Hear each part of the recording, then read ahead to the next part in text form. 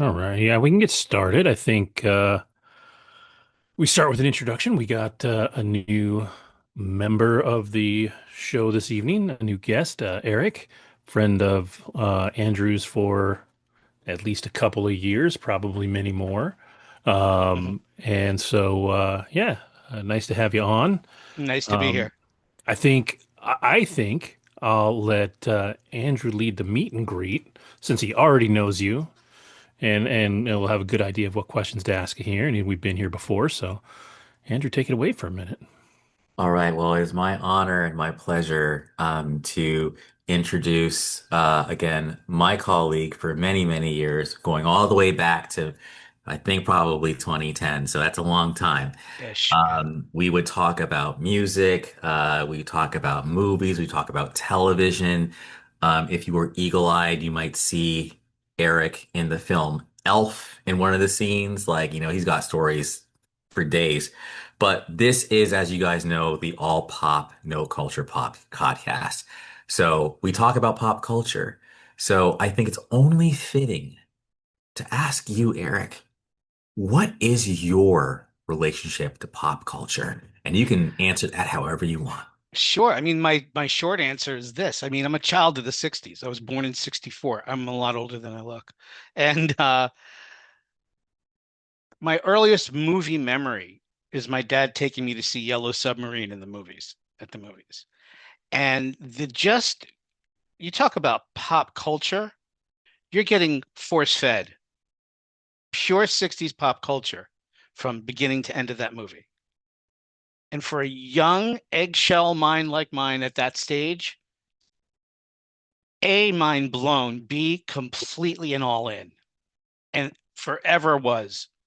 So, yeah, I've always kept my toe in. I always think of myself as someone who's open to anything interesting. It doesn't matter to me the genre. It doesn't matter to me the person. It doesn't matter to me. uh, Is it socially? Is it this? Is it that? Is it what? Is it interesting? Does it spark something in me that makes me say, okay, what else you got? Do you All So, right. remember what I told? Do you remember what I told you my first movie was at the movie theater? Exorcist.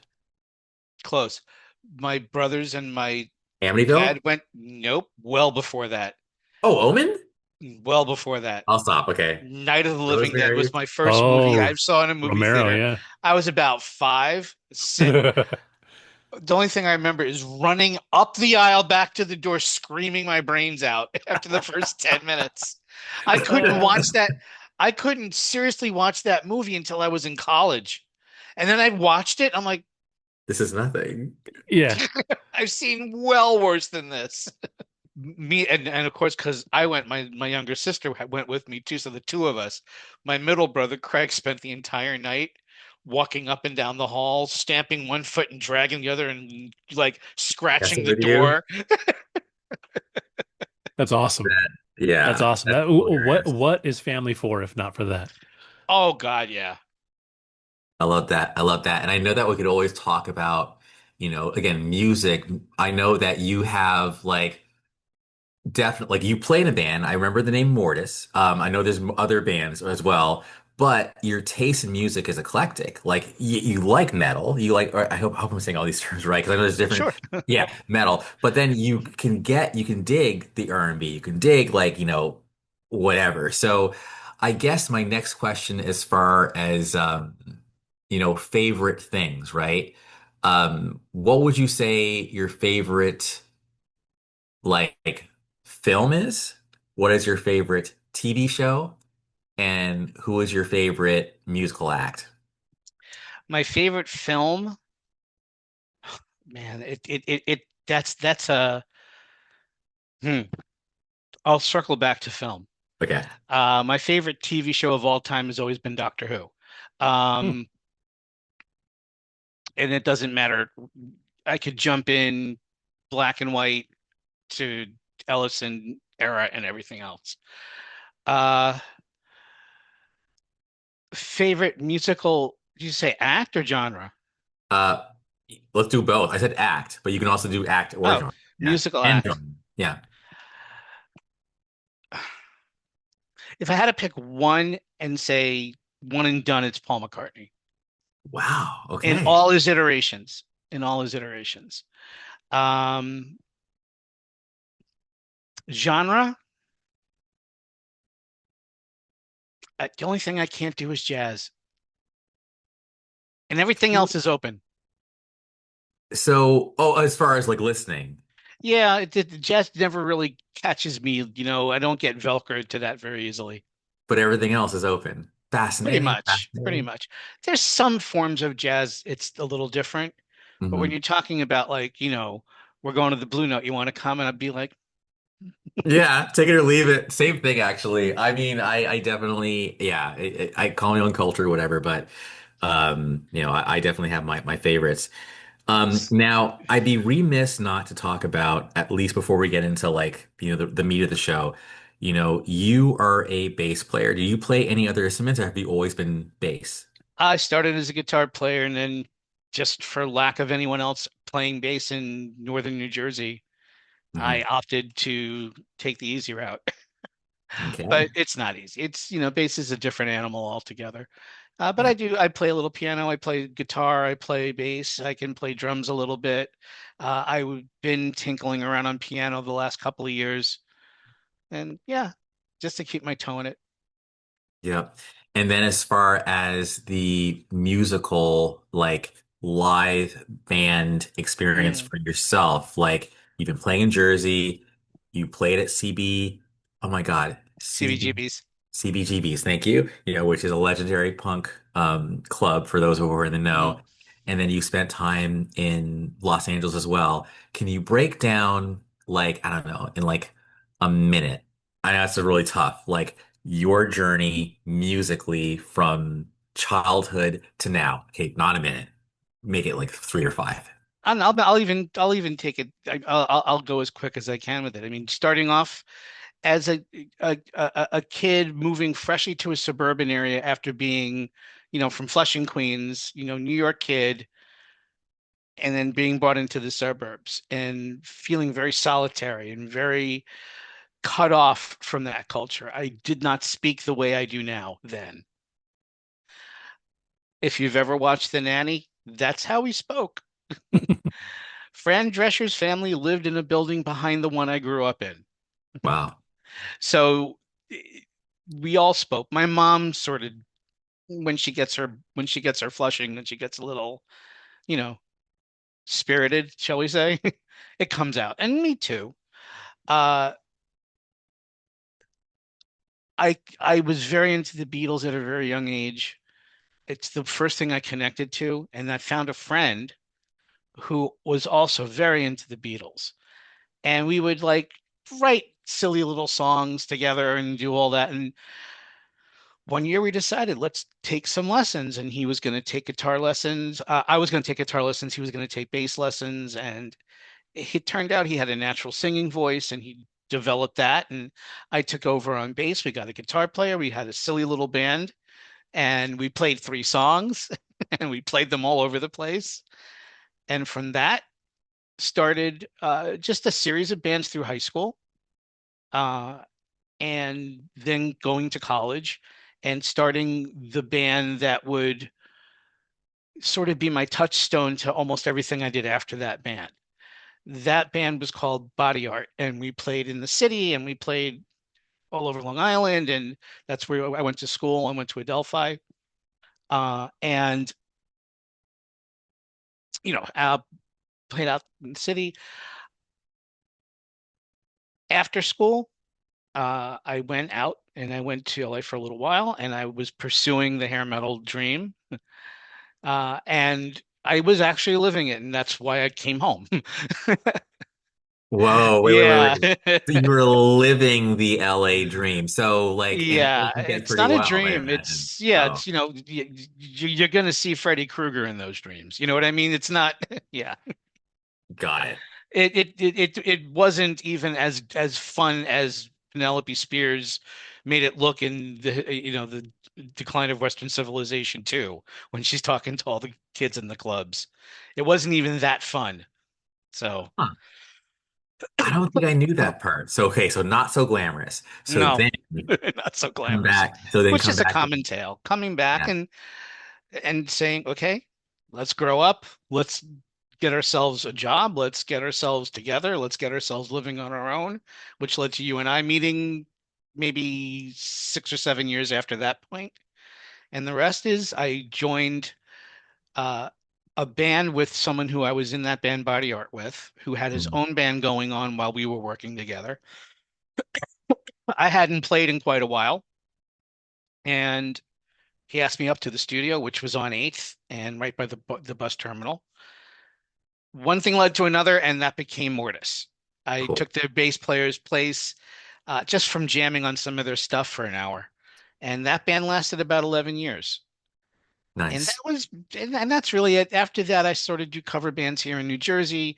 I have done some charitable concerts that were a reproduction of the band's Last Waltz. I did that twice over the last couple of years. Last year, we did a complete Bob Dylan concert redo, and we did that at the Bitter End in Okay. the Yes, city. I've been there actually. I've been there. Yeah, and that was fun. And we did it also here in Jersey one night too. And that's really about it. I'm sort of, we'll call it a sabbatical from music for a while because focusing on other things. A good breather. And then my last question, it's actually kind of related for now. We're gonna just like be organic with this, is I know, and I hope I am not misremembering this, but I know that Mandalorian and Grogu just dropped this weekend, and I will say I had a choice between that film and Obsession. I went Obsession, just because of what I was hearing, and I do think I made the right choice. But it's related because if I'm remembering correctly, you saw A New Hope in the theater. Am I remembering this correctly? Oh yeah, Can you talk about that? What was that I can like? definitely. It's funny because sometimes when you're scrolling through Facebook, people post that picture of a movie theater with people wrapped around the building Mm, waiting in line. yeah. That picture is the Stanley Warner Duplex Theater in Paramus, New Jersey. I was standing in line at the duplex for literally the entire day. We got in line, we were all the way around the back of the theater, and we just, you got to think of it. So it was playing in two theaters, and we had to wait. You had to wait till one movie let out, one let in all day. It was the most incredible cinematic experience I've ever had because the wait was worth it. There was a payoff. The wait was worth it. How many times in your life can you honestly say the wait was worth it? And I'm talking about the wait from first hearing the rumor, first hearing grumbling. We didn't have internet. We didn't have access to information like we do now. Yeah. All we knew is what we saw in the magazines and maybe caught Mhm. a clip of on some TV show that talked about it for 30 With seconds. the news. Yeah. So there we are all in line. And then when you get to the front of the line and you're standing by the awning and the picture frames that they used to have with the stills from the pictures that they used to show, and you're just imagining what am I looking at? Like, what am I going to be seeing? And then you see it for the first time. I've never, the only other experience I can say like that was the Christopher Reeve Superman movie, which I saw twice in the same day. And that's the only movie I've ever done that with. All right. Well, thank you for sharing all of that. Sorry. And I want to pass it back to Kevin. I don't know if you saw Mandalorian and Grogu, but everybody that I've heard talk about it, no one has said it's been amazing. Everyone has said it was all right or it didn't need to be a movie. Um, yeah, it was all right and did not need to be a movie. Yeah, I saw it today. You So did? All yeah, right. Do you want to lead off with that then? Or I, it's up to I, you. I can. Yeah, Eric, did you see it? I didn't. I'm opting to wait until it comes on to stream. All right. So at some point you'll catch spoilers anyway, so it doesn't really matter if Yeah, I yeah. spoil it. All right. Yes. So yeah, taking that lead. I saw it with my oldest son and my youngest son today. We caught it at like 1 o'clock, and I think if you watch the show, this lines up with the more fun and exciting episodes of the show. Like realistically, like that's where it sits. It's not mind blowing. You're not looking at something that's on the level of Rogue One or Andor, better than Solo. Um, Tons of action. The action's actually a lot of fun. I think they did a really, really good job on the action. Um, it looks good. For me, the complaint that I had was that near the end of the second act, going into the third act, you have the situation where it seems like, Mando is on the verge of death. And the thing is with this particular movie, you didn't ever feel like he was going to die. So the pressure wasn't there, and they switched to the little Grogu doing a bunch of stuff at the time to keep him alive and do some other stuff. And while it was interesting, it felt like it brought the pace to a halt for 15 minutes, and then got back going again. And for me, it was jarring. My kids didn't seem to mind, and my youngest is actually really picky about this stuff. He's the big Star Wars fan. He he has seen every Star Wars movie a multitude of times. He's seen all of the animated series, all of that. Like he's big time. Like he knows his shit more than I do for sure. Um, and so for him to not be bothered by that, I was really interesting to me because he's also a storyteller. Like he's very creative and all that. So I was like, maybe I'm just wrong because my oldest didn't bother him either. I was like, I could admit if I'm wrong, you know.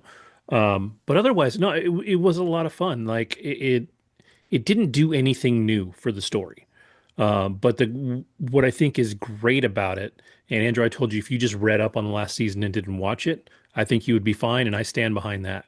This is such a standalone movie that if Yeah. you've never seen anything else in the Star Wars universe, you could come in and watch it as long as you just understand that uh, the Mandalorian has this weird little green baby running around with him. Like if you like honestly, A like 50-year-old baby.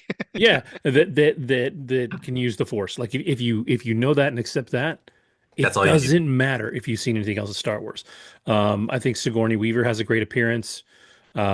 It to me it was weird that Jeremy Allen White voiced is it Rhoda the Hutt because it seemed like a very like dispassionate performance. Like he's somebody that is like really Yes. talented and and it may just be the character, but the character was so like mellow, even with all the stuff that he was going through. Like he's in a fighting ring, he's doing all this stuff. He's the son of Jabba the Hutt, but hates Jabba the Hutt and everything that he stood for. Like he's actually trying to be better. Um, and it was like performance wise felt just a little flat. What I would expect from Jeremy Allen White is something like the Bear, where it's like fiery. If you've seen him in Shameless, like he's got a lot of sass and attitude. And to me, it didn't really sound like Jeremy Allen White, so it may have been him trying to adapt his voice a little bit and then losing some of that energy in the process. Um, but it just, to me, there could have been a little more passion in the character itself. He was just really like super chill.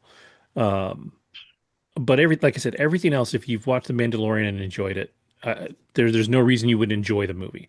I don't think it was mind blowing. It looked great. It really did look great. All the effects were good. The little guy. Remember in is it episode 9? No, 8 or 9 when they have the little dude Babu Frick, the little tiny guy that Yeah. reprograms C-3PO. There's like four of those little guys in here, and it's sort of fun actually because there's a few scenes where you see them actually moving around, like walking, and it feels like old school Star Wars animation. Like it's just a little stunted when they move, and it feels like they're either puppets or claymation or something like that. So it's actually like in a way it could feel like bad special effects, but I think to me, I almost wonder if it was intentional because it makes it feel like it's that older vibe. Right. Um, and it worked really well. But I mean, overall, I did enjoy the movie. Like, I didn't think it was bad. but I didn't think like this. We're not talking about the best Star Wars movie ever made, but it was a fun adventure. And I think, like I said, this is the Star Wars movie that if you've never seen another one, you could go watch and have a good time. I feel the same way about Rogue One. You get away with watching Rogue One and never seen a Hmm. Star Wars movie, but then you're talking about like if I'm trying to get somebody into Star Wars, I'm like, go watch Rogue One. We That just movie, watched that today. yeah, and that movie No will knock way. your It was socks on off, man. cable. It was on cable. Yeah. Yeah. Nice. So yeah, you have to have the expectation that you're going to watch an energetic, fun movie that doesn't necessarily sell you on anything. Like there's no like my kids were like, yeah, we were kind of looking for like that underlying plot or moral or something like that in there. And it just didn't really feel like that was there. Like this was just a movie about some stuff that happened and it was fun, you know? Um, and yeah, good time. Like I definitely would not say don't go watch it. We watched it on IMAX and it looked great. Yeah. And so, it was a lot of fun. But yeah, I mean, if you were gonna wait and you've got a nice TV, it won't kill you. You know, it, but definitely fun. I think it's gonna do well. The reviews are generally positive, just not great. You Yeah. know, so They did yeah. say it was sort of doing mediocre right now as far as numbers. You mean ticket sales or Yeah, ticket sales. yeah, I saw something. It was like the number one movie in America, and I was like, really? I was Hmm. like, because I didn't feel like the vibe I was getting, the buzz I was getting was saying that. But I mean, at the same time, like it's a Star Wars movie. Just by being a Star Wars movie, it tends to do really well. I'm looking at Rotten Tomatoes, it's 62% from the critics, but an 89% from the audience. So I mean, that's not Well, bad. check this out. I'm looking at so Star Wars grossed 12 million in Thursday previews. It's projecting 100 million over the Memorial Day weekend. Um, but it falls short of past franchise records like even Solo. Well, So, Box Office Mojo says it's made $33 million just on Friday. So that's not including today and tomorrow. Okay. So I mean, that's yeah, not opening day. So yeah, 12 million Thursday, 33 million Friday, 77 million to 85 million is a 3 day opening, and then 4 days, 100 million is what I'm seeing. And then yeah. global 160 to 170. But it got an A minus in cinema score. So Yeah. hey, it's not, we'll see what happens. Was anybody asking for a Mandalorian Grogu movie, you think? No, no, I think they would have been better off just doing another season of the show. Yeah. You could have spread some of this stuff out, but I think doing a movie, you get a little extra budget. You can bring in somebody like Sigourney Weaver. You can bring in somebody like Jeremy Allen White, and try and make the best of that. Um, and I think at this point they're probably done with that story, or maybe they'll make another movie. They could. There's Oh no reason they wow. So couldn't you think again. Mando is done? I, if they do, I mean, this one didn't lead into anything else. Like there's no obvious story after this with those It two kind of tied it characters. all up. But it didn't even tie anything up. Like there was nothing to tie up. It was just like, here we are, Just we're being bounty fun. hunters for the New Republic. We're gonna go do this thing and catch this guy. And so if they made another movie, I mean, they would just be bounty hunting again. Like at the very end of the movie, it's Mando and Grogu and their new um, Razorback, and they hyperspace jump and that's it. So they can do whatever they want. But as far as like the larger Star Wars universe or even the larger Mando universe, other than him getting a new ship that was his original ship, basically, um, it's there's no there's no clear path forward, but there's also no like negative path forward. There's no reason they couldn't do another movie. It's just they didn't really set themselves up for a specific movie. So yeah, I mean, all in all, it's Pedro it's Pa- it's a good fun movie that's just there. is Pedro Pascal, do you think he's still like a box office draw, or do you think that he's kind of not as hot as he was? I feel like that might be coming to the end. I think Hmm. I think he needs another movie. He needs to do something different for a while. I think he needs to switch up. He needs to do another what was the Last one of with Us. No, he needs to do. Oh. What was the one with Nick Cage?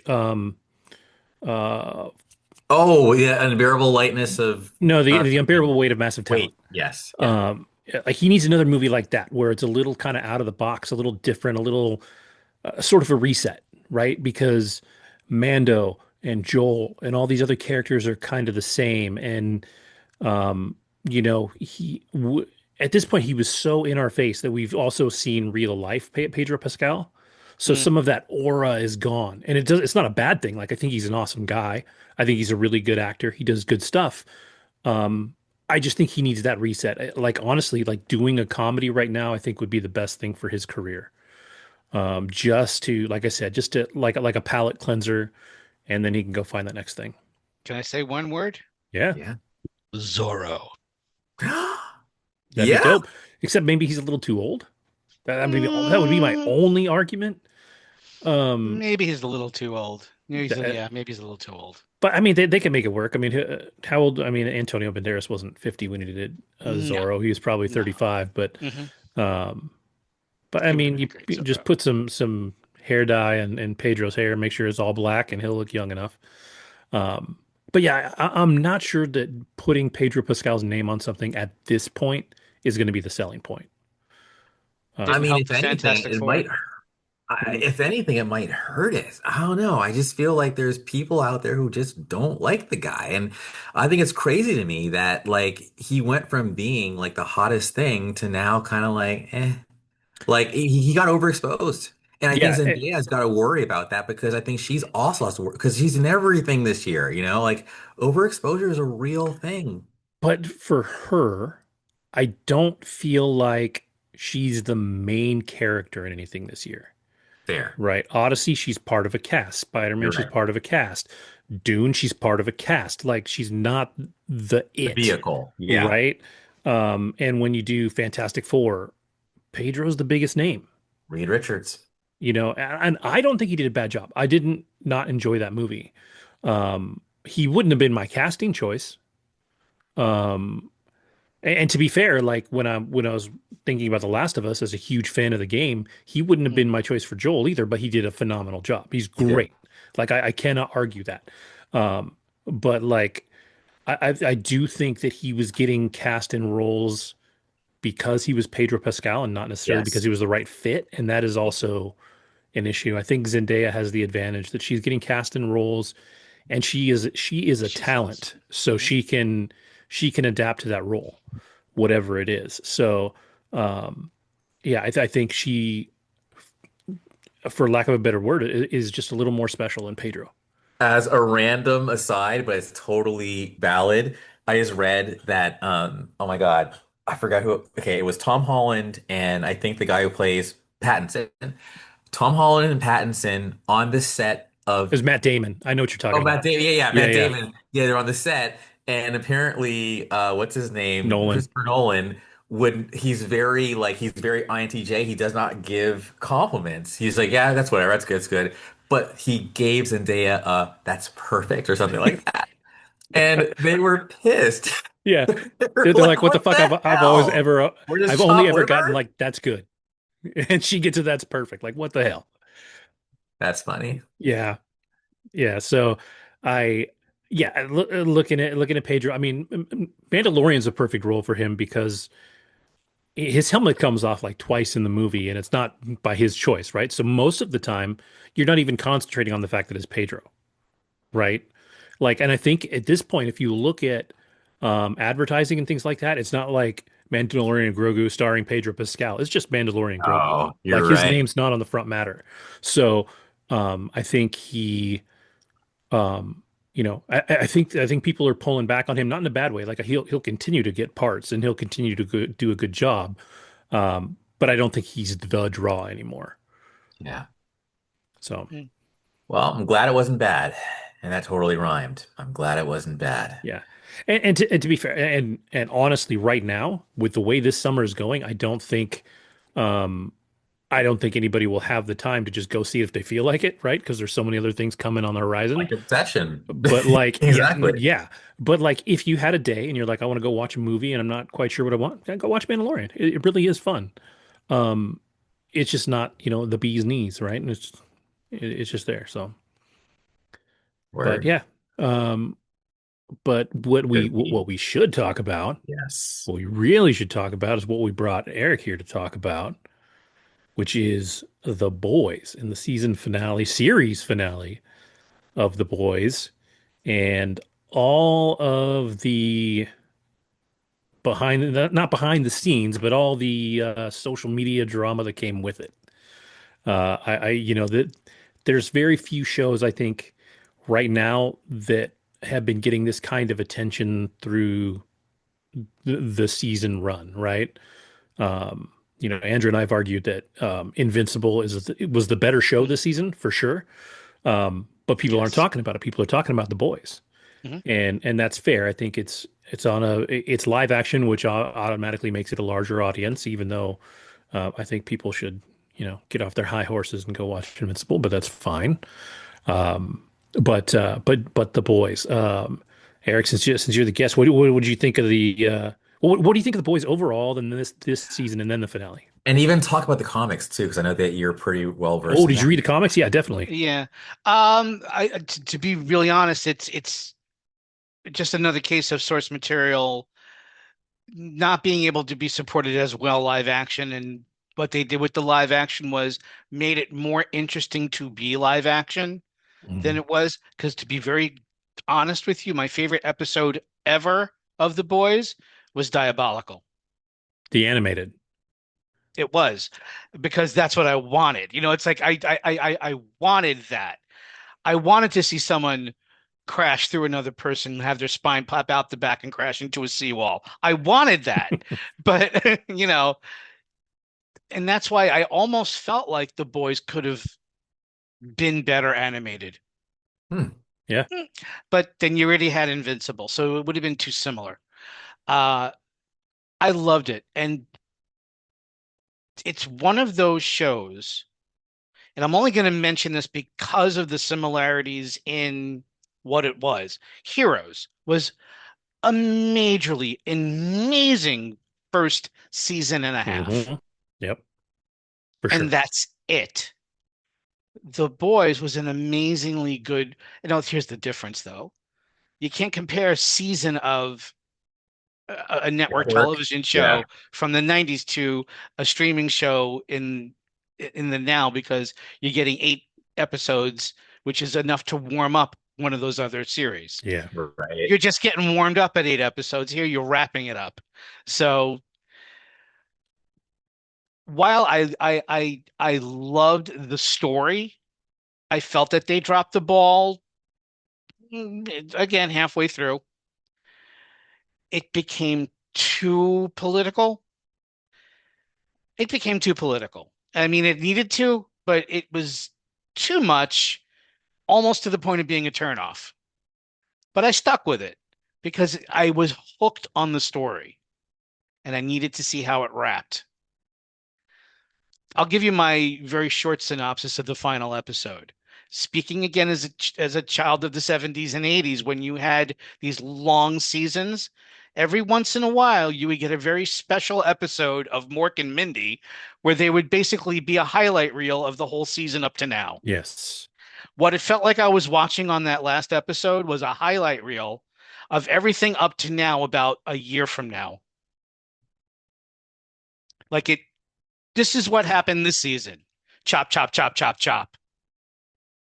Because there was so much to fit into that last episode, Hmm. Mm. and they fit it. They did. They wrapped it up with a little bow. They did, but it was very blink and you miss it kind of stuff. And I'll wait to have the conversation I want to have when it because I want to hear your opinion, Kevin, too. Yeah. For me, I do. And Andrew, we made this comparison too. I think people were watching this season expecting a season like episode 7 of Invincible, where it was just balls to the wall Hmm. and crazy. And the first episode made it seem like maybe that was going to happen. With the end of the episode with A Train, when that went down, you're like, shit, this is going to be it. And then every episode was like, we're hunting for a V1.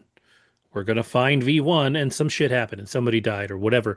But none of it was as emotionally impactful as when A Train died, right? Like No. that was a moment. Like that felt like we were gonna be going, and then it kind of didn't happen. And so the season went on, and none of the episodes were necessarily bad.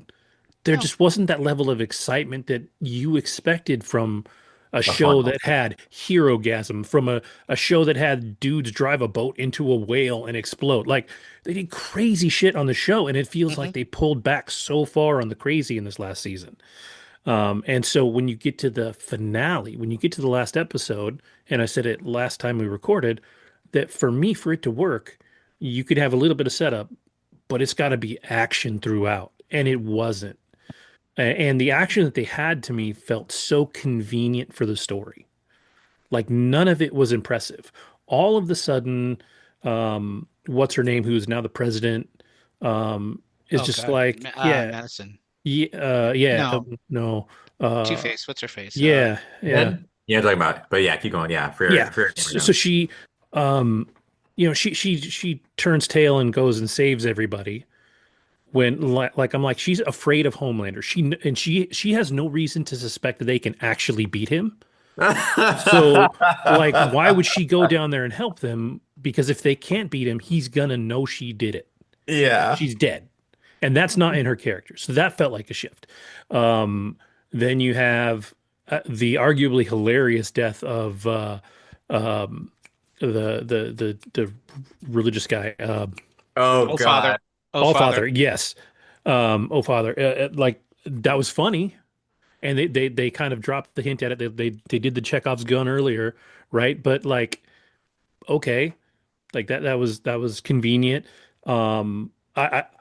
I thought the Elon Musk thing was hilarious. Their I little thought That was my favorite part when of he, the and what he episode. said when he came back, I was yeah like, that's he excellent. he likes to go to space. I took him to space, I and that took him to was it. space. And you're like, oh damn, that was cold. And then you get into the final fight, and all of a sudden, everybody's as strong as Homelander. Mm, His laser eyes can't cut anybody in half, even though they've cut all of these people at some point.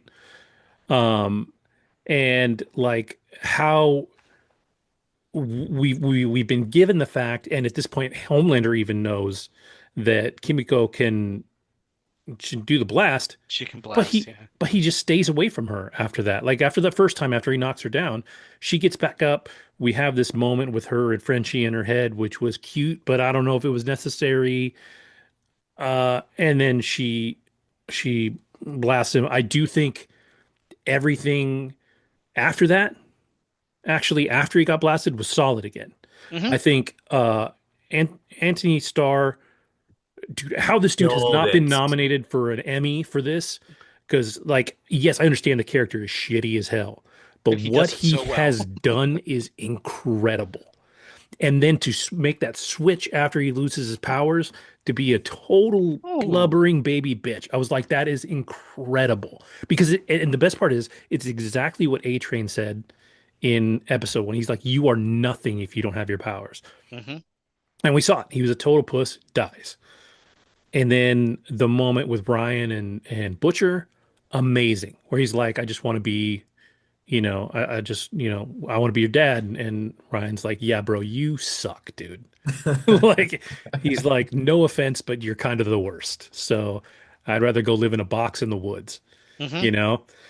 And then, like, for me, the heartbreaker was the dog dying. I was like, That Yes. to We me, were talking about with that. Terror, yeah.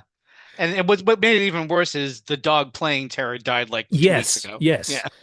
So, like, and so he broke, and I actually thought the scene between him and Huey was great. Hmm. Yeah. Like I said, I think everything after Homelander loses his powers, everything after that was good again. I just think like that scene being in the Oval Office was almost a waste. Like I feel like it should have been him in an arena with people, and he had them separated. And he knows that this side of the people are the people that actually believe in him, and this side isn't. And he starts to say shit and just like wastes half the people. Like there just had to be something crazy out of Homelander, and there just wasn't. Kevin, And did you do what I did after right when Homelander died? Did you pause it to see how much story was left? I was like, yeah, really? There's that much more? yeah. Yeah, I really did. But what I loved is that the story after that was really good. Everything that they did, like You see Ryan end up with MM, like Hmm. falls in with him and his family. And I thought that was so poignant because it was Soldier Boy Hmm. that killed MM's family, right? So to take his grandson and make him Oh part of his wow, I didn't family, even make that connection. Wow. yeah, Yeah, that's exactly what he did, and he did it well. yeah, and Huey and Starlight get the ending that her character finally came around. I felt like, and I've said it, like I felt like her character the last couple of seasons has just been kind of and like what she went through. I do feel like they kind of skipped over her real redemption there at the end too, because she wasn't really much better before the end. Although, um, you know, her fight with Deep didn't. A lot of people are pointing out, like, why did she take him to a beach to fight him when there's the water? She doesn't know that all the animals hate him, so why did No, she Right? throw him in the water? That's But unless it she was did know. I mean, and they didn't. It felt like she did exactly, know. exactly. Yeah, that she knew.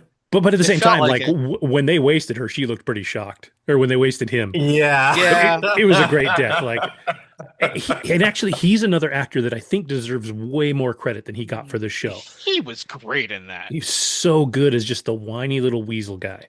But can I give my vote for cameo of the series? Which one?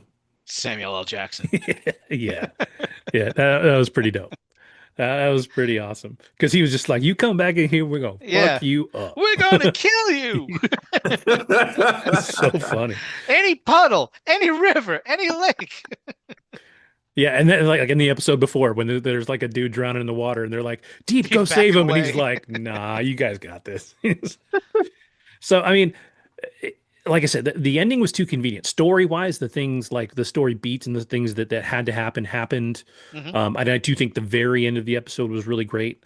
I just think getting there, this is like Game of Thrones season 8 light, right? Like for me, you look at the last season of Game of Thrones, and it should have been 3 seasons. They Hmm. should have developed all those stories more. I didn't mind where they got. I just minded how they got there, and I felt like that in the first 3 quarters of this finale episode. How about you, Andrew? How about me? Again, for some reason I just on the last podcast I talked about I just started to lower my expectations. Mhm. And I think because my expectations were lowered, I was actually satisfied with the end. And I'd rather have the show end the best way it could than to like just really just crap the bed. I think for me, what I found kind of the most powerful was for me just the fact that I think Billy basically kind of committed suicide. He was just Mhm. like he forced Huey's hand, and that was like the only logical place for him to go. And I think Eric Kripke actually said like he had that scene in his mind from the very beginning, and it sucked, you know. But then it also felt a little color by numbers to have like, oh, now we have two Tuscos. Although I will say though that I did like the whole like F off oi. So he's just oi On the something. on the tagline on his Yeah. ghost. I Yeah, liked yeah, that. yeah, But it was almost like, okay, so we lost Frenchy, we lost blah blah blah. It was almost like, okay, so wash, rinse, repeat, tombstones. But and then again, I even season four, I think here's where I'm at. Season four, like I remember there was like, if you see something, say something. Like I thought that was just great, you know. And then you had the flying livestock on V. I'm That like, was this amazing. show is bananas. Okay, so you can go from flying livestock and funny puppets saying see something, say something, but then to your point, Kevin, then the final season feels super grounded and then it feels super rushed. Like after, like I just feel like it was like season one, season two, season three, season four, season five, end. Like it just, it yeah. didn't, so yeah, man, so then I just wanted to go back to the comics and just like that's basically where I want to go now. I want to see, and I'm realizing too that it's different writers. Like the comic Oh writer yeah, is Garth Mhm. Ennis or something. Yeah. yeah. Garth Um, Ennis. Yeah. Garth Ennis and then Eric Kripke. So to me it's like, yeah, and overall, I'm just glad it's over, you know? I feel about the boys the same way I felt about Smallville when it was over. Smallville was a much longer show. Yeah, Mm. for Um, sure. after, like season seven, I was like, oh no, what are they gonna do? And then like season eight, nine, and 10, they were cool, but it was very much like I'm just here because I've already put in all these years. So let me just finish the show. And then when the show finally ended, it didn't end on a bad note. Like Michael Rosenbaum came back, like, Yeah. he becomes Superman, like Darkseid shows up as a planet, but whatever. But it was like at least the show is over. I can now have my Thursday nights back, and it's great. And now for me, at least The Boys is over. I don't have to think about them anymore, and I don't have to like be pained by the decline from season 4 to 5. But this is weird, but I do have a weird crush on Stormfront. I know it's weird. And I get to see her again in Bot Rising. Yeah. And That trailer and looks good. And it does looks really good. And the straight up a-hole in Stranger Things, of course, is what's his name? Firelight or something? It remember the jock, Oh, the uh, blonde shit. What's his name? Hold on. Kevin, you know this. Which one? Okay. Zachary Montgomery? No, no, dude. The jock who was the bully. Oh, yeah, yeah, yeah. Is he bomb site? Bombsite. Thank you. Okay, Bomb Yes. Sight. okay. So the bully from Stranger Yeah, Things season 4 is Bombsite, and he played the a-hole so well, but he also had kind of that whole alpha swag to him. So I'm glad to see him like he did good like in Stranger Things. Like yeah. if I hate you in a Yes. show, Yes. you're a good actor, And I hated him, dude. So anyway, I think it's gonna be good. I think Vought, it's almost as if like let's put all our eggs in Vought Rising. Let's just Yeah, let's and let's the let's finish boys. this one because we're Yeah. there and we'll start planning this other one. And it almost And feels like they put Homelander the apparent oh no, go sorry ahead. Go ahead. and Anthony Starr apparently improvised the I'll eat your ish. Yes. Yes. Yes. Amazing. Like so honestly I feel like everyone did great, but I gotta give it to Anthony, man. You kind of Oh, carried that show on your unreal. back. Unreal. Unreal. And I think like again, there's great performances. I do think dude to play the Deep did a great job. I think Butcher was great.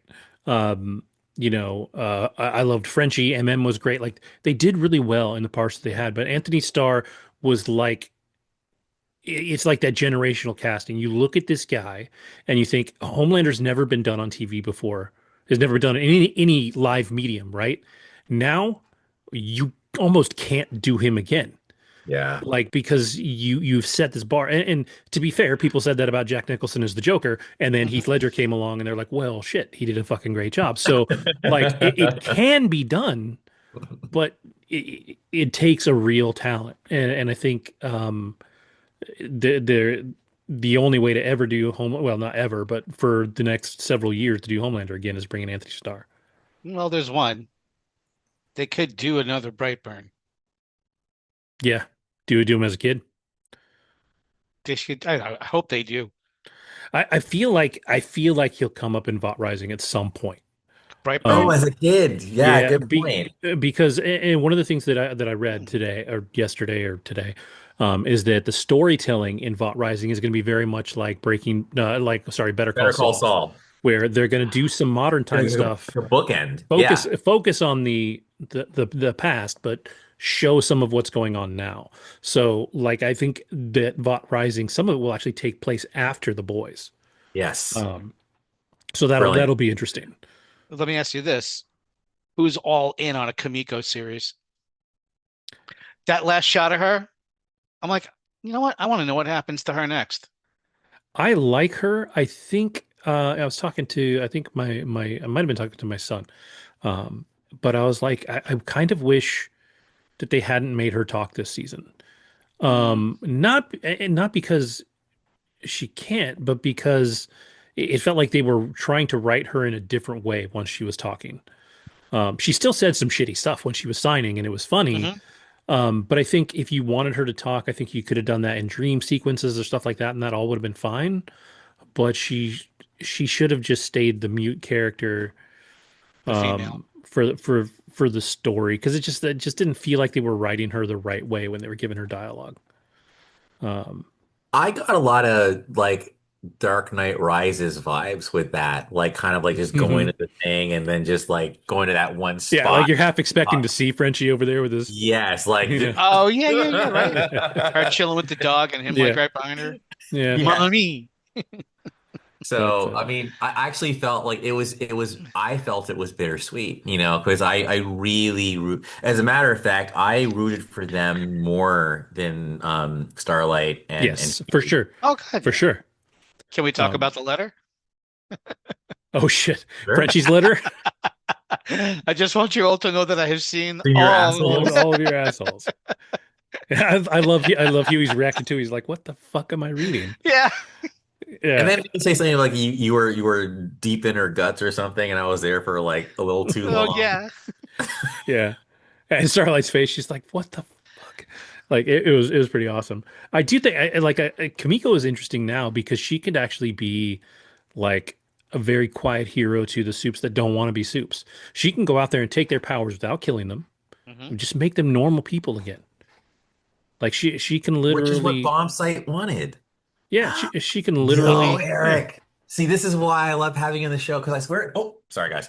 Oh, This is why I'm not at home right now because we always be talking about this stuff, and then you just drop an idea, and I'd be like, "That is such a good idea." And by the way, I don't even trip, dude. I think you're onto something with the whole Zorro. Pedro Like he's Pascal. too old, but like maybe he's like an older version, but there's something there, dude. But They did it anyway, with yeah. Hopkins. Yeah. Yeah, I was gonna say, wasn't it Anthony Hopkins? Yeah. Hmm. Yeah. So yeah. Anyhow, I love that. I love what you just said. So Yeah. Yeah. She was the only character out of that. Like, I don't need to see what happens with Huey and Starlight. I don't. I get it. She was interesting. Yeah. She is interesting. And that last shot of her was as much pregnant. character as I have seen come from her Yeah. without saying a word and just being in her presence. Mhm. I kind of wanted to know where she was at, you know? Yeah. Even if it's a limited series, I'd be interested. Yeah. Or like a Kimiko one shot. Give me an hour, Hmm. 90 minutes of Hmm. her story and what she's doing after the fact.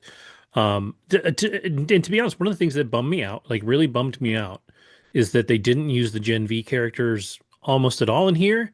Because if you're not going to give me another season of it, like what the fuck was the point of the first two seasons? Completely redundant. Yeah. Yeah, and I didn't dislike the show. I actually like Gen V. I liked it too. World Um, building, man. And yeah. again, what's his name? Hamish or Oh, hey, Hamish Linklater, yeah, Hamish Linklater, dude. His character was so good, fire. so good. Did you watch NV2, Eric? Hmm.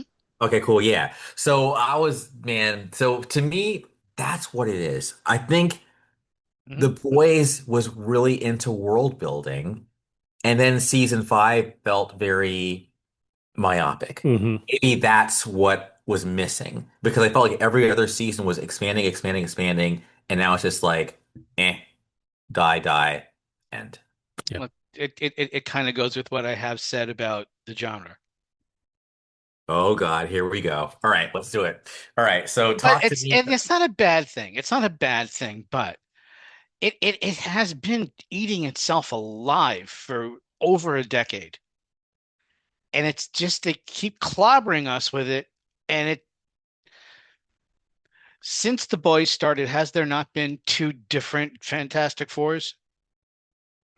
No, No, or I very close to it? yeah, I would have to see how long it actually took them to make all five seasons of The Boys. But I the first think one Yeah. was 2019. it was The Boys. Yeah, I think Okay. Fantastic Four was 2016. Okay. So 2015. Was it The 15? Fox, 2015. the Okay, Fox film was 2015. You Okay. know, with but Michael B. basically, Jordan. yes. Yeah, Yeah. But what I was gonna say was that here's my and here's this podcast. Here we go. Mhm. Dude, when Doomsday comes out, and in the Russos, I trust. I Mhm. do.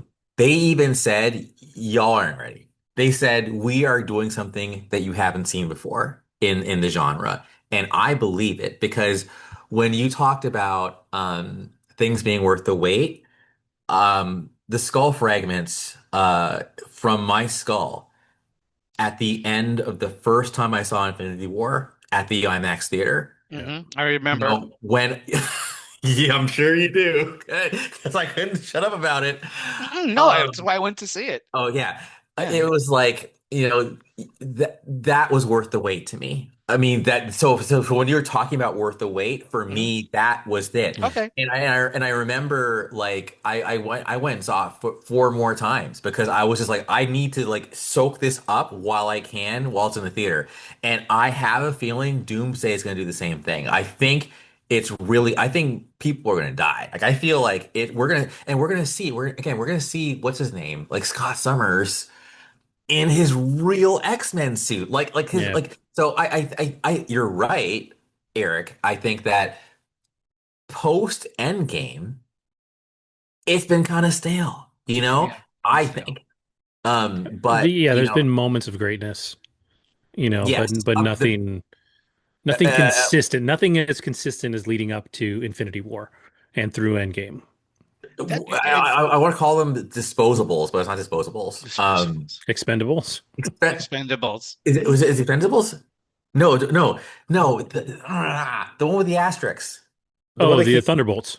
Thunderbolts. Right. But it was Thunderbolts actually to yeah. me was like, yeah, that spark of, Yeah. of innovation. But really outside of that, you know, That's what appealed. That's what made The Boys so appealing. It was like, all right, we're going to dismantle this now. And that was great. Remember, there was even a movie, and I think I even told you about it because I had yes, discovered it all when we superheroes must die, all which I still superheroes haven't must die. seen. Hmm. Yes, yes, I gotta If you see get a that. chance, it's the Best of B movies.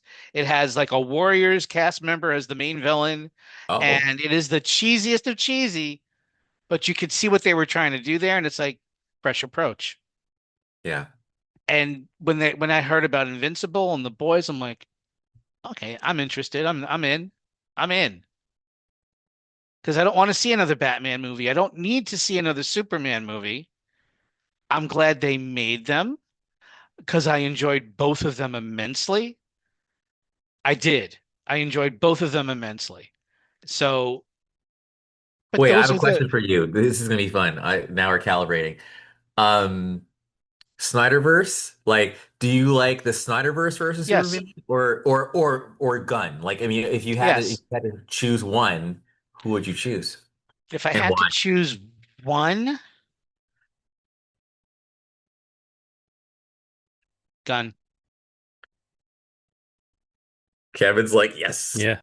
But I mean, yeah, because for me, my problem, and we've talked about this, is Snyder does not have an edit in his brain. He does not know how to. He's creative. He's brilliant. He makes beautiful things. He cannot edit a film. He has to put out a director's cut that's like 8 hours long for every fucking movie he makes, and True. even then, they're still not great. You know.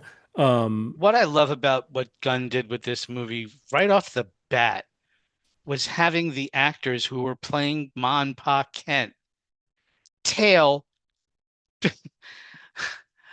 one of Howard Stern's employees' parents because he's from Kansas, and they constantly play his father leaving voicemail, and he talks like this: "Hey, Bubba, how you doing? It's your pa."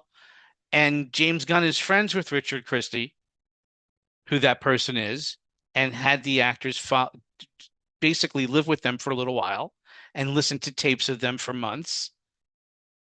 So he did do some character. yeah. It was a comic book movie. Yes. And that's what I want to see. I want to see a comic book movie frame by frame and make it feel like I'm a kid again, reading a comic book on my camp cot bed in the middle of the day, waiting for the next activity to Yeah. start. That brought me back to that point. Snyder didn't. Yeah, that's like Burton's Batman, right? Like that felt like a comic book. Mhm. The art behind that movie, it felt comic booky, it felt gritty, and then everybody saw that and they're like, "Oh, we have to make dark movies." And I'm like, "That's not quite the case." Like one of the things that made when they Zack Snyder actually when he did The Watchmen and did it right, it was like if Hmm. you read the comic and then go watch that, you're looking at actual moments from the comic, and that was kind of incredible to see. I think the MCU when they started did something brilliant in taking these characters and putting them into the real world. Hmm. Like it felt like a real human universe that just happened to have these people that were special, and so they were able to build on that. And I think what Gunn is doing is something a little different. I think like you said, we're definitely going to feel like these are comic book movies, and these are the things he loves, and he is a good storyteller. Like he has taken a lot of heat from people over time, but I mean, tell me, go watch Guardians 3 and tell me that there wasn't heart in that movie. Like he knows what he's doing. Hmm. I So love Guardians. Yeah, yeah. yeah, I think it'll be really interesting. Like I'm genuinely excited to see what he does with Supergirl. I think they finally put Jason Momoa in the role he belongs in. Hmm. He sure as shit shouldn't have been Aquaman. That was weird as hell. Um, I'm just but glad Lobo's in a movie finally. yeah. But I mean, shit. You look at Lobo and you look at Jason Momoa, and you're like, oh, that's the same guy, because and even personality wise, I've always said like Jason Momoa actually makes a great dramatic actor because he is a good actor, but people go in and they have to rein him in and control him into this lane. If you let Jason Momoa just be himself at all, he he's over the top in everything that he does. Hmm. Lobo's perfect for that because Lobo's a fucking nut job. But like even in whatever Fast and Furious movie he was in, like he was just too much. You're just like, damn, dude, chill a Reeling it. notch.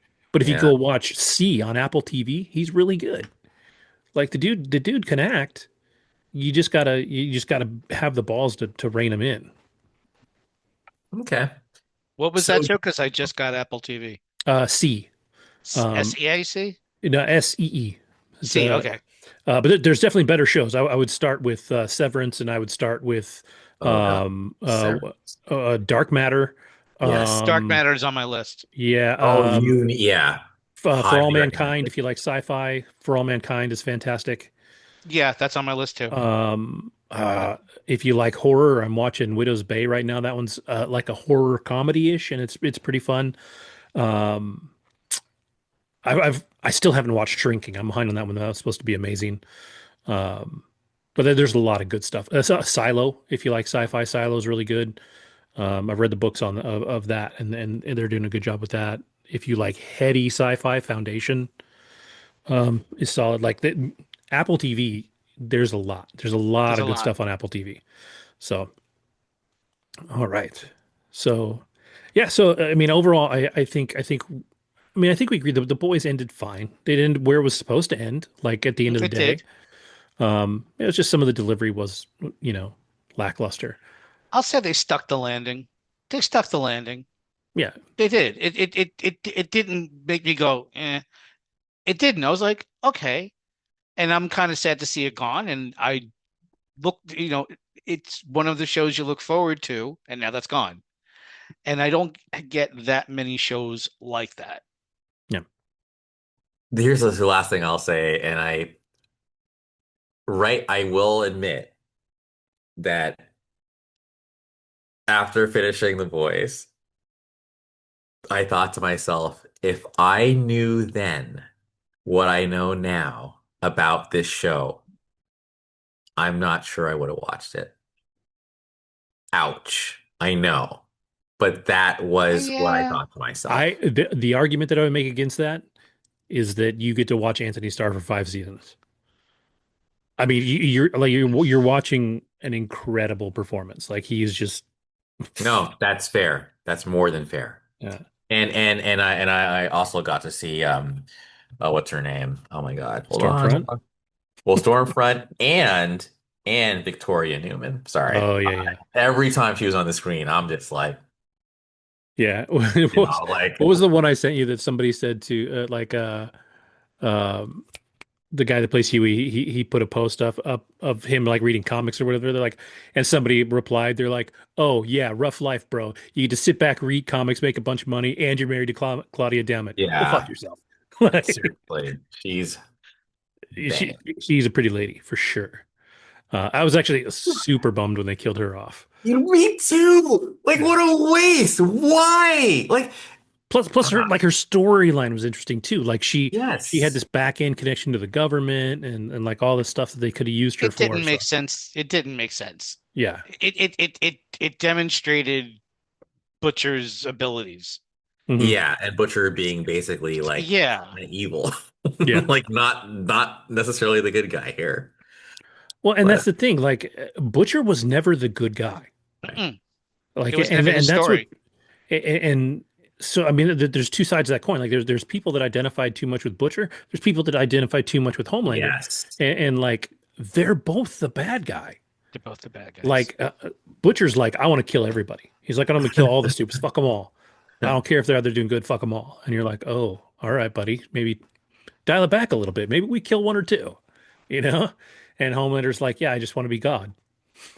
So, One thing people forgot about, but I remember thinking, man, Butcher, I mean, he deserved it, I guess, but like Butcher like showed up and killed his dad, yep. right?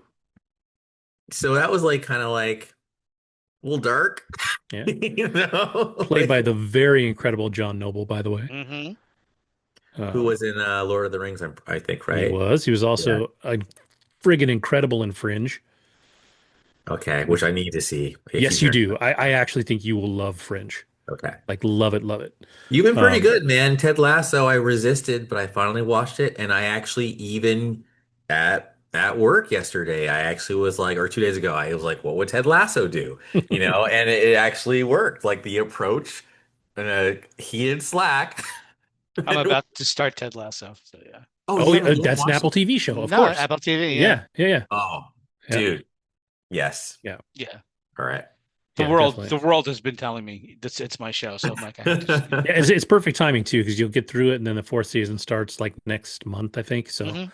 um, yeah, a good time to get through it. It'll go quick, and it's a lot of fun. It's a lot of fun. So cool. Well, all right. Well, Andrew, I know you saw Obsession.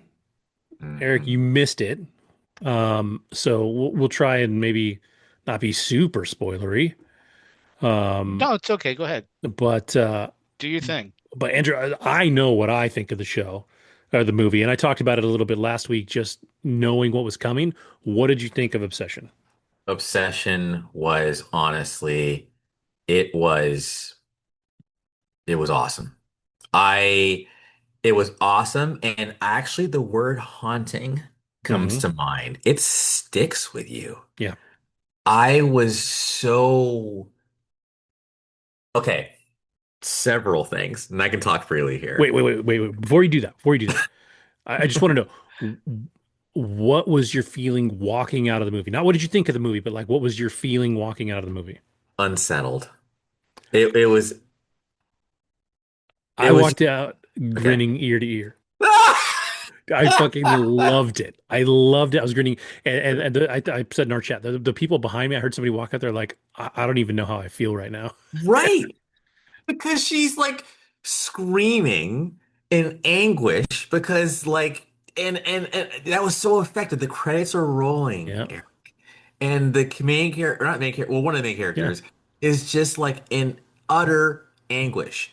And I'm like, hell yeah, you're in utter anguish. Like this is beyond fucked up. Like the way this is Hmm. ending.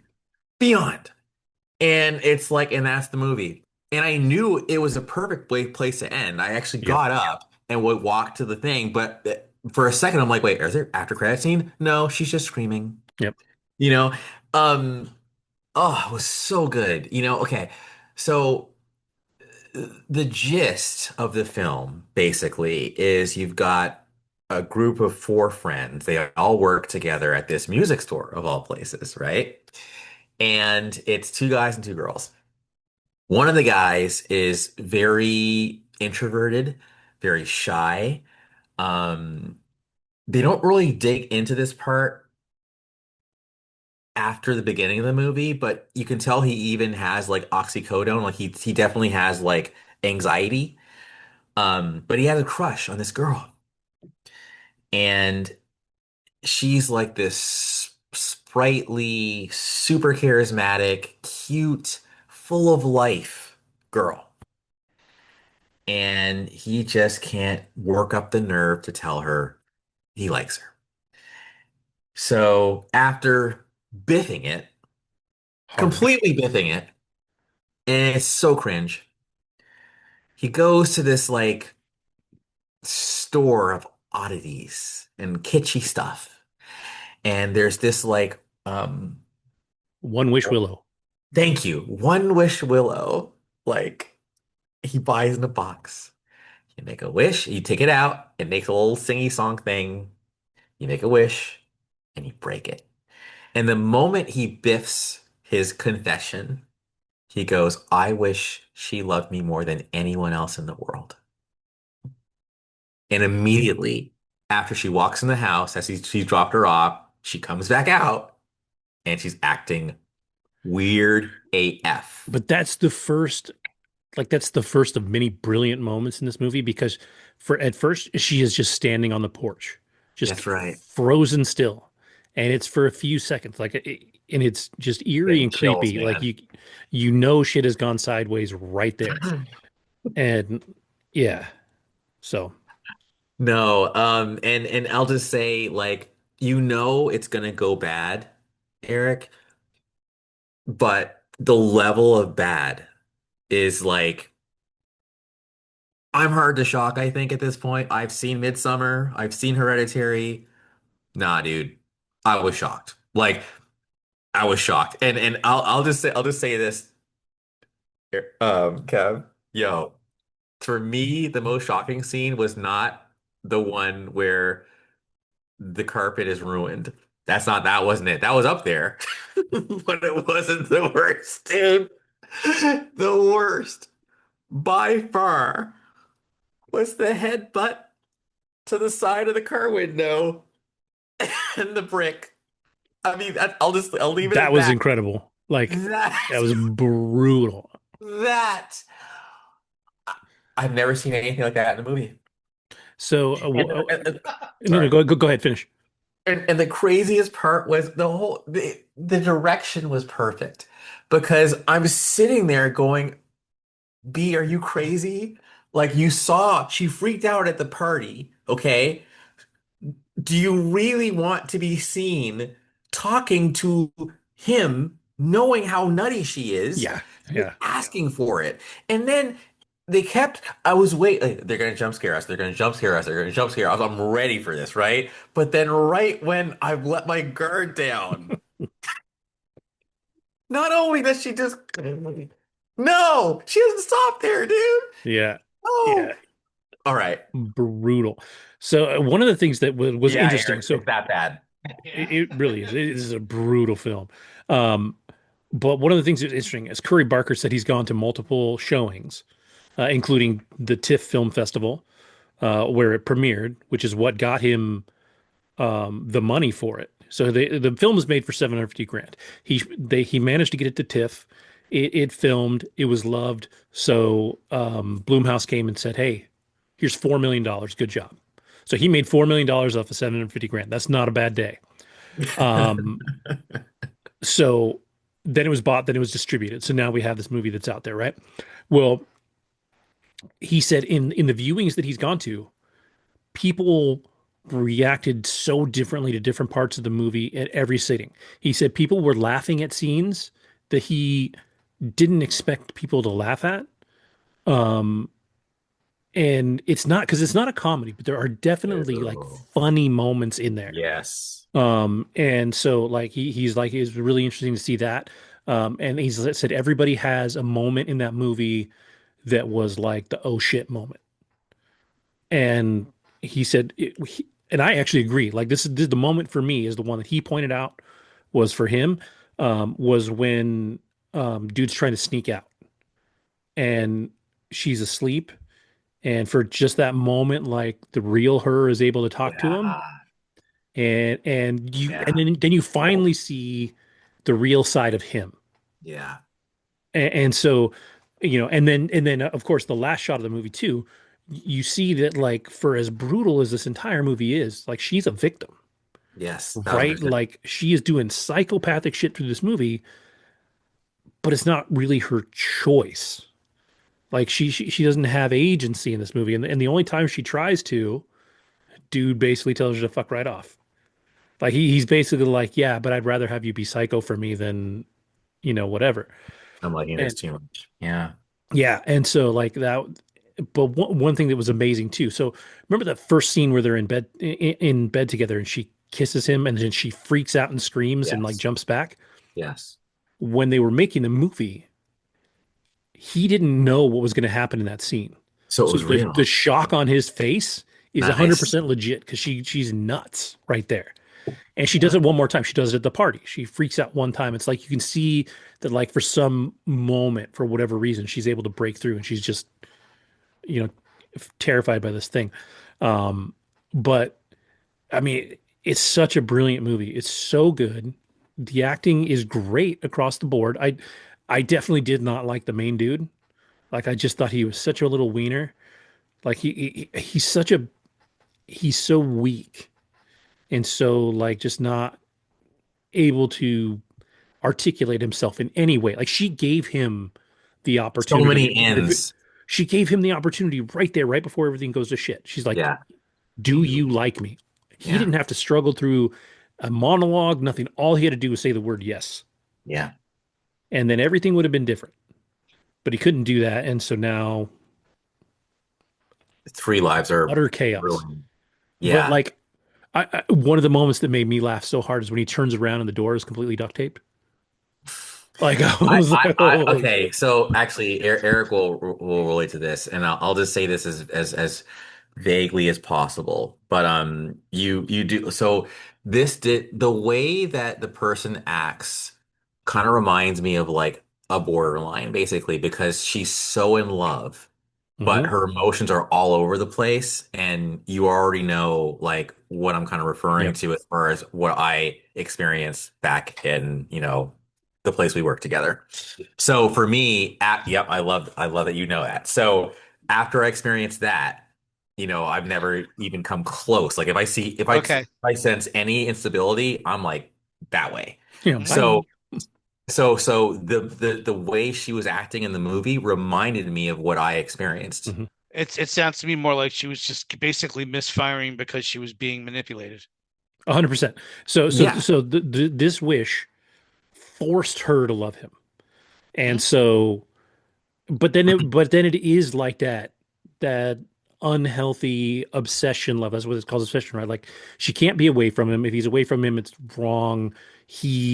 It's not like she thinks he's doing anything wrong, but she just can't be away from him, And it's like the comedy version of that is Wedding Crashers when she comes up to him, she's like, "If you I'll run, I find will you. find you." Like that's cute. Like that's cute and funny, right? This is the psycho version of that.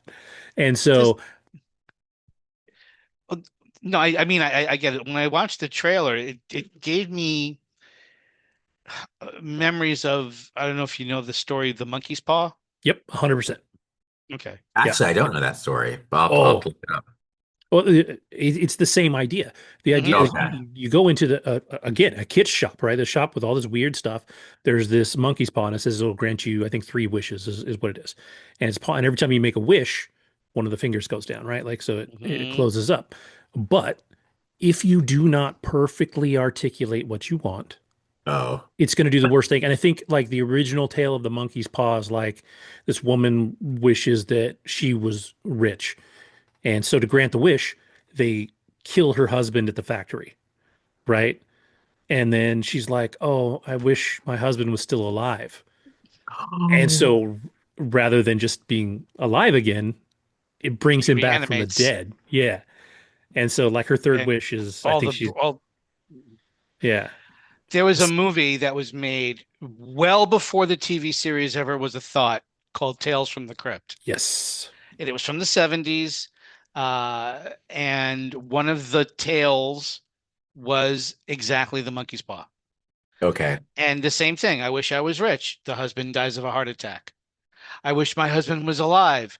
He comes back alive, but he died from a massive coronary and he reanimates from a massive coronary. Oh, I wish he was alive. I wish he came back and wouldn't die. Something like that. And she cuts him into little pieces and he's all alive. Yeah. Yeah. So It's weird stuff. it's like this again. It's to be careful what you wish for. Hmm. Yes. And so Wishmaster. yeah, Yeah. exactly. It's exactly the same thing. And because this guy, number one, doesn't even believe that his wish is going to work, right? Like he's making this wish thinking it's just a joke, like he's just frustrated or whatever. Um, and then all the stuff around that was fucking great. The chick in the shop when he buys it the first time, and Yeah. he's like, it's not like they're going to kill each other or anything. And she's like, right. And you're like, wait, what? But he doesn't catch that. And then the dude in the shop the next time he goes in there, so This fucking energy, funny. man. You Yeah. just can't He's come like, you in can't here come with here with this that energy, bro. energy. Is Like that the it, guy who answers the phone when he calls him to see if he can reverse the wish? And he goes, "No, we don't do that." No, that's I for don't think somebody they ever else. say who that is, but that Yeah. scene is great too. Yeah, because It, he totally leads him on. He's like, are you trying to reverse your wish? He's like, no, I just blah blah blah. And then finally he's like, well, okay, I want to reverse my wish. And they're like, yeah, we don't do that. He's like, then why did you tell? in the theater, my theater was pretty packed. A lot of Gen Z. I think half of the fun was indeed the giggles, the gasps. Like it just took us on Yes, a trip, you know. yes, So I might actually say this movie might be better seen with a group because it's like hmm it is so what the hell am I watching? I will also say by the very end, like. I was right there with the main character as far as like the choices, right? yes, Because yes, yeah, yeah. he's like, What other option do you have, man? Like, what you other? know, Yeah, like yeah, you don't want to fuck it up. yeah, exactly. Like the worst thing would be is if you messed up, And and you so live. yeah, so So yeah, he made the right call. But I yeah, love to me that was great acting because all that was done with no words, just hmm literally just showing the motions. I love that we're being vague as hell, so Eric could just like try to No, go decipher. in. No, Go in. no. I think it's better this Okay. way. yeah, Um, Hmm. from start to finish, even the pacing was perfect. yeah, At no point did I think the movie dragged, which is hard to do. I think because I mean, even Black Phone, I mean, parts of that dragged for sure, but like this one, it was, you know, the feeling I got from this movie was the same feeling I got from Pulp Fiction, which was when I saw Pulp Fiction at the theater, I'm like, I've never seen anything like this in the movies before, you know, and this is the same thing. Like Hmm. maybe. And maybe I'm showing my like I've seen a lot of movies. There's people who've seen way more than I have. You did say Monkey's Paw, so that's why I'm saying this as like with some what's the word disclaimers. But for me personally, I think a lot of people like this is a new experience, and I think that's also partly why it's doing so well because it's so fresh and original. Okay, we haven't even talked about the performances. My God. yeah. So the main character for Navarrette's her last name, is it Indie, Indy INDE, Navarrette? Dude, I don't unreal. care. She deserves at least an Oscar nomination. I know horror is not prestige film per se, Yeah, somebody but pointed out though, like that's not the case. Two horror movies won an Oscar for acting last year. then there we go. We're good. Weapons Oh won. Amy yeah, Madigan won for That's right. Weapons, and who they won for for Sinners? Sinners. Yeah.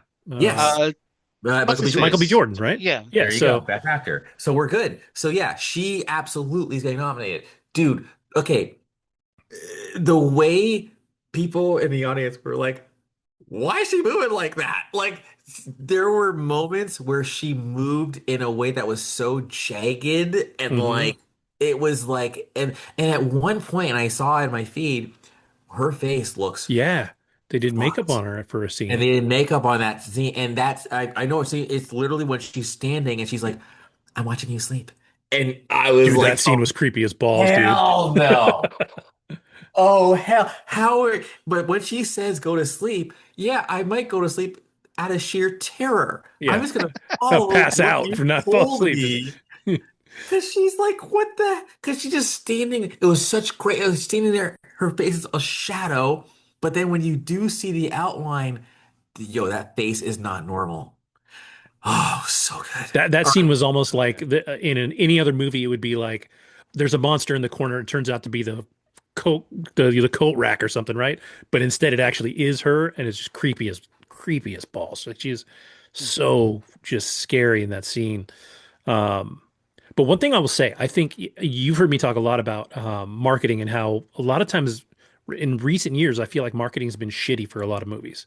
Take Toy Story 5, for example. Toy Story 5 comes out in like 2 weeks. Mm, For the first time I haven't today at seen anything. Mandalorian and Grogu did I see a trailer for it. Yeah. Like people are not like Thunderbolts was poorly marketed. This movie almost almost like Blair Witch style did some brilliant like guerrilla marketing where they showed it at TIFF, so they talked about it. They started giving away tickets to like giving away free tickets to previews the week before. So people were buzzing about and talking about this movie so much before it came out that that's the reason that it blew up. Without them having to do a bunch of like advertising, instead, they did word of mouth and they got people really buzzing about it. Plus, they really did have the advantage of this girl doing a ridiculous performance. Like she's unreal. Hmm. Um, because like yeah, she's so broken in this. Like she's so the scene the scene where they're having sex, the only sex scene in the movie, and like her face during that, you're just like fuck. Like it's so good. So For she me, sorry, no go really go go quick. go no For go ahead. me, one of the best acting parts was when she was doing that reading at the party where she was doing the different voices. Hmm. Dude, like, who are you? Who are like, dude, you are incredible. Not only can you do, because the person you were before you got like possessed or whatever was such a cool chick. Like Yeah. you were cooler than cool. And then you went from cooler to cool to like, oh shit, she is Pathetic. crazy. And then, but you're crazy talented because Yeah. you can stand up there and do a perfect British accent and like play these characters in your poem, even though the poem is about basically incest. Like, what? I want you in me, like my Yeah. brother, like at the party. And I love how everyone at the party is like, yo, It like got silent. Like everybody's like, yeah. Is it that she's aware of what's going on in some level? on some level, I On would say, some level, yes. Okay, And okay. they show that a couple of times, but for the most part, it just feels like she's just crazy. Right. And so like the people that are looking at this superficially are just going to see her as the villain of the movie. But realistically, the yeah, villain of the movie, is the Is it? kid. well, is number one the wish, right? Like the wish, Yeah. and then it's the And dude. the people at the store Yeah. Well, who the people at the sold it. store are just like they're like, does it work? I don't know, whatever. But yeah, it's Is it's it the wild in same the store you buy performance. a Magwai at? Yeah, exactly. Like somewhere in another room, there's definitely a Mogwai back there. Like people are buying little fuzzy dudes. Um, but like, but what I love is what led up to it is like he was trying to be nice. She lost her crystal necklace and she liked her crystals, so he went into the shop to buy her a new crystal necklace, even though he doesn't have the fucking stones to say, "I bought this because I'm in love with you." Right? Like and he's like, "Oh, I got something for you," and then he can't do it. But he didn't like any of the crystals there, and then there's the one wish willow, and he decides to buy it. Um, and he bought it to give to her, not to use himself. And then when he totally, like I said, totally biffs it, totally just drops the ball, that's when he makes the wish and it goes to all shit. I also love that one twist at the end that you knew it was going to happen, but it was still a cool twist. Like when he buys the, Yeah, the next one. and then we see what happens. But anyways, Well, that was actually like my head canon for what happens afterwards is like when she's done screaming for a while. Like I'm hoping that some part of her heard him say that he's a billionaire now, and she's like, "I'm gonna go grab some of that money and then take off." Like, because she can't stay. Like her life is ruined, right? Like she yeah, can't. like So what do you tell the cops at this point? Like they're not going to believe yeah. that. There's no getting out of this. So like in my head canon, just to have like the happy ending, because that's the thing. This is not a happy ending movie, which I Oh love no. for a horror movie. My ideal horror movies are endings like The Mist or this, where you're just like you have to be left with like a fuck And when you that's what walk I out of that theater. And that's 100% what this did. I love too that somehow, like on a $750,000 budget, they got Andy Richter in there for some reason. Like he played the girl's dad, the music shop Andy Oh, owner. Richter. Yeah, it's just totally random. Like I heard him talk, and I was like, that's Andy Richter." And then you see him, and I'm like, mm, "What the hell?" I mean, it's a tiny part. I mean, I'm sure they didn't have to pay him much, and I'm sure he must have known somebody. Um, but it'll be. I think this is going to be a launching point for. Is obviously a Paul. launching point for the director. Yeah. I watched his YouTube film before we recorded. It's called They're Milk and good. Cereal. Hmm. It's creepy. It's trippy. It's like him and his buddy do a prank show for YouTube. They have a YouTube prank show that they do, and they're pranking each other or whatever. But as you start to watch, it also turns out that the main character is a psychopath and a serial killer. And so like it's all about him, you know, quietly killing people and using these pranks as kind of a cover and a couple of things. Like he's a crazy motherfucker. And the crazy guy is played actually by Curry Barker, who Oh, made the film. But that film he recorded for $800. He recorded it on the weekends with a Sony Handycam that he ultimately sold for $100 because he couldn't keep it. wow. Um, but the guy that played the other half of his um, prank show duo is the guy that played the main character's best friend. Um, Oh yeah, who Cooper Tomlinson. He's yeah, good. Yeah. yeah, No, they yeah, all yeah, him and then even the girl with the no I personally I can't stand those rings, but yeah. anyway, I'm not a fan, but but she was great and I was honestly like that hurt me. Like yeah, that I was like she so did not deserve sympathetic that. towards her. She was arguably the most normal person. A Actually, thousand to be percent fair, so was Indian Everett's character before things went sideways. before. But I Like think the but Indy, here's the thing. Like I feel like in situations like that, like she knew, so for exactly, like and she was hoping it why wasn't, or that he would keep being unable to say it. which is to me kind of like like don't take advantage of like dudes like puppy dogs who are following you around either. Ultimately he's the asshole in my opinion. Yeah. To me it's like But she that's never took advantage of him. I mean, she paid oh for her own she drinks. She bought the drinks for them. Like she didn't make him drive her around. Like she didn't ever ask for anything from him that we saw. no That we saw. She never yeah asked yeah him for anything. but she would let him do things for her, and to me it's like you know why he's doing it. Just don't I don't know. Again, I'm not saying she was in wrong in any way, but I am just saying that, what I'm saying is Septum Girl to me was the realest of all. And I, Yeah. I liked Yeah. her. And that's why, that's the tragedy of the brick, Hmm. she did not deserve the brick. She did that to herself though, because he even said, yo, can we just talk? Like, Yeah. why do you want to meet me in the park? I'm like, you just signed your own death warrant. Yeah. Yeah. When he was like, we talk later, she's like, no, now, or I'm coming over. And I'm like, that's a horrible idea. Why Yes. the fuck would you do that? After you saw what she's capable. After she Yo, literally pulled her yeah, she's away like from the table. at the party. Like, Uh, yo. Anyways, yeah. Yeah, but phenomenal to movie. me too. It's like it in a way it's a lesson. Like not that this girl was at fault for as psycho as she was, but if you ever see somebody being that psycho, Stay away. stay away. You just don't know. And yeah, it's just overall I think it was a brilliant film. I think it was so well made, knowing that it was made for 750 grand and looked the way that it did, Yeah. perfectly shot. It's up to I think they said it's up to 40 million after this weekend, Yeah. which is insane. And I think it Uh, actually made more money in the second weekend than the first. I think. Maybe. yeah. Uh, hold on. But Next weekend will be the interesting one because it's going to go up against the back rooms, which is very yeah. buzzed about. Opening weekend, it debuted at number three at 17.2 million. Second week, instead of the typical 60% drop, Obsession saw its weekend numbers increase to nearly 20 million. So that's how we get to the 44.1 million domestic. No, 44.1 Worldwide.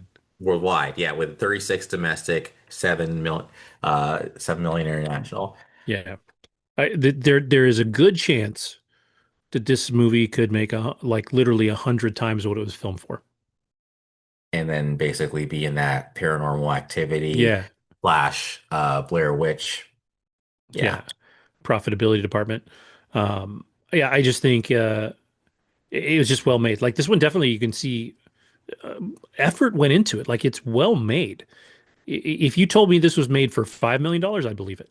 Yeah. You know, It's like very, yeah. it does not. It looks good. That's the other thing that I loved. Another thing that I loved was the aspect ratio of this film. It wasn't in widescreen. It Mm, was condensed into the old school like TV size, but would make the whole movie feel more claustrophobic. Everything is here and tight instead of being broad and out here. And I thought that was an interesting choice, and I think it was literally done. And I haven't read this. I'll have to look it up, but it feels like it was done for the purpose of making this film feel more claustrophobic. good Ooh, observation. how M. Night Shyamalan. Yeah. So yeah, I think but anybody like if you like now granted, this is one sometimes I see a horror movie and I'm like Send Help. You can they call Send Help a horror movie. I'm like you don't have to love horror movies to love Send Help. Like that one was fun. You know, it was a little crazy. You know, there's a little bit of gore, but it's fun. This you have to like horror movies to go see this one. There's just no two ways about it. Yeah. This is a horror film, and I think it is unsettling. You know, it leaves you, well, it leaves most people feeling, a little, Dick. yeah, I'm a little icky afterwards. I went home and went to bed. I was fine. But but this is my genre. Like I love horror movies. I love great horror movies, and I feel like there's not a lot of movies that feel like this in the horror genre. I think horror, um, you get a lot of movies that are classified as horror, like Scream and Send Help and stuff like that. And I don't feel like, to me, they're not horror. They're just thriller, right? And like horror is something that should stick with you when you leave. And this one did. And I think the last movie that I felt like that was called, oh shit, I'll have to look it up. I reviewed it a little while ago, but it's a movie where kids are the ones involved. Um, um, well, I can't even remember anybody that was in it right now, so I Hmm. cannot tell you what it was called. But it came out like last year, so it was a horror film from last year that was really really good. I want to say it was took place in the UK, I think. Um, and yeah, it was really good, but like a lot of horror doesn't necessarily stick with me. Like it's got to be something like really psychological, I Mhm. think, to really work on that level for me. And this was that for sure. Um, but if you talk for a minute, maybe I can find out what the hell movie I'm talking about. Well, for sure. Well, I did remember seeing the Insidious trailer Trailer. for like the newest one there. It looks pretty good. But I remember Insidious being called like I think the scariest movie of all time. Yeah. I saw that. And Yeah. by scientific standards, they said it raised Yeah. people's heart rates the most in the movies that they tested. This one look, there were moments in this trailer for the new one that looked Mhm. genuinely creepy. Like when Oh she's yeah. stuck under that couch and you've Yes, and got she's like like crawling, yeah, and they're like all like, yeah, that sucked. Talk th about Barbarian. no, the one I was talking about is called Bring Her Back. Oh, bring her back. It's on Oh, HBO now, I think, now I or gotta That one see of one is them. good. That Yeah. one's really good. Um, the other movie that had a great trailer, I think, was Evil Dead, the new Evil Dead Burn. I'm a huge fan of the original Evil Dead films, Evil Dead 2, and Army of Darkness. Army of Darkness. Plus, Ash versus Evil Dead, the TV series, was a ton of fun. But the new Evil Dead trilogy is great. It's really good, like pure horror. I think that definitely qualifies as pure horror also. Um, so, we're eating good. Supposedly, The Passenger is really good. That one's out right now. I keep hearing how good it is, but it's definitely not getting the buzz that Obsession's getting. And again, because it's not getting that buzz, I'm like, I'll wait till it comes out on streaming. Obsession, I just like they just did such a good job building up the buzz for this movie. I was like, I have to go see it. And you know, Andrew, you know me. I don't leave the house to go see a movie. No. I was going to see it by myself until my son decided he wanted to go with me. But generally speaking, like I don't leave the house unless at least one of my kids is going to a movie with me. Yeah, So like, but we're ready. but now we're on a run where yeah, I might be in the theater every weekend for like the next 2 months. Oh, The nice. Backrooms, He-Man, Supergirl, like there's just a ton of stuff coming out. It's I can't crazy. wait for Backrooms. I will see that. I Yeah, will see that. I haven't Unless bought the tickets reviews yet, but I suck. am buying tickets for next Saturday. Okay. So I will definitely be seeing that. But yeah, so I'll you guys definitely got be it. seeing Supergirl. Yes, I'm dude, very I'm interested. really excited for that one. See where that goes. I'm excited for Spider-Man. Like that one looks like really good to me Hmm. too. Um, so I think again, I just think what we've got going through, or really through the end of the year. Like I think we cool off a little come the end of July. But I mean, we've got what's the Steven Spielberg one, uh, Oh, Disclosure. Disclosure yeah. Day. I'm gonna see that. Like there's so much stuff, so much stuff. Yeah. So, but you guys have anything else before we hang it up? I'm starting to get the sleepy eye, but I feel like, but that's because again, even though I East Coast supremacy, man, I'm sorry. Like I just feel like if it's just a time zone and no one gives it, like even at work, I just default to East Coast. Like yeah, I just like yeah, just keep it simple. Like don't give me mountain or don't give me central. Like what are you Yeah. doing? Like stop it. There's only two time zones, and we all know it. It's West Yeah, Coast and East Coast. East Coast. Yeah, Yeah. central.